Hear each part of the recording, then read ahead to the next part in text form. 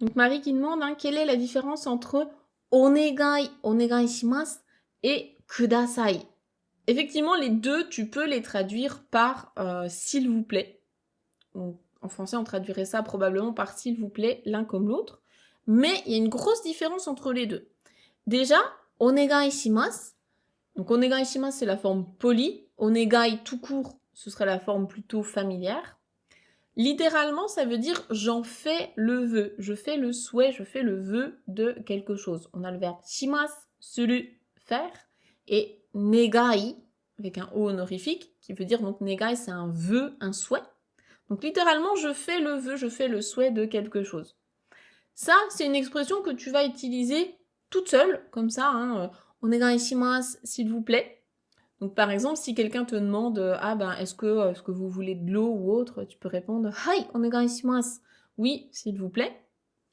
Ça, tu l'utilises tout seul et puis c'est vraiment celle qui est, on va dire, dans les politesses de base à savoir avec merci, bonjour, etc. Maintenant, kudasai. Kudasai, ça, tu ne peux pas l'utiliser tout seul.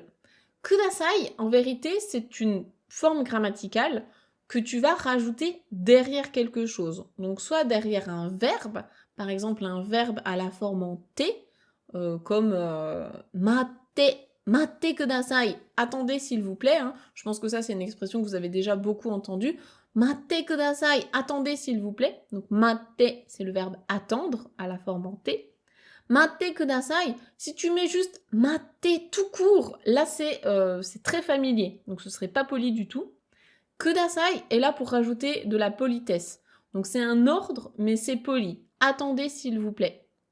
Et tu peux encore adoucir avec chotto matte kudasai, attendez un petit peu s'il vous plaît.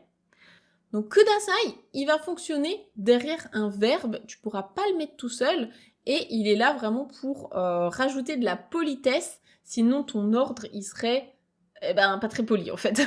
Ce serait un peu cru, et du coup tu pourrais un peu choquer les gens. Donc typiquement si je sais pas, t'es devant un beau paysage au Japon et t'as envie que quelqu'un te prenne en photo, si tu demandes à quelqu'un Shashin wo totte kudasai, prenez une photo s'il vous plaît, là c'est poli. Si tu dis Shashin wo totte, là c'est vraiment pas poli, c'est prends une photo. c'est pas cool. Donc le kudasai, il est là pour donner un ordre, certes, mais de manière très polie. Donc il n'y a pas de souci. Voilà, dans ce genre de contexte, tu peux l'utiliser. Après, bien sûr, ça dépend à qui tu t'adresses, si c'est ton patron, etc. Là, il y a d'autres manières encore plus polies de dire ça. C'est toujours pareil, tous les niveaux de politesse en japonais, il y en a plein.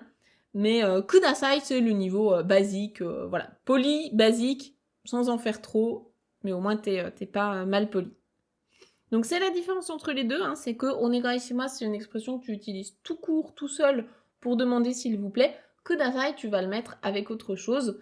Donc soit un verbe, soit ça peut être aussi, j'ai pas précisé, ça peut être aussi derrière un nom, comme par exemple, si tu montes quelque chose dans un magasin, tu pourrais dire je vais prendre ça s'il vous plaît. Kore o kudasai. Kore, donc ceci. Kore o kudasai, je vous prends ceci s'il vous plaît. Donc en gros, donnez-moi ceci s'il vous plaît. Voilà, tout ça, ça fonctionne. Donc, mizu ou bien kore, etc. Mizu o kudasai, de l'eau, s'il vous plaît, par exemple.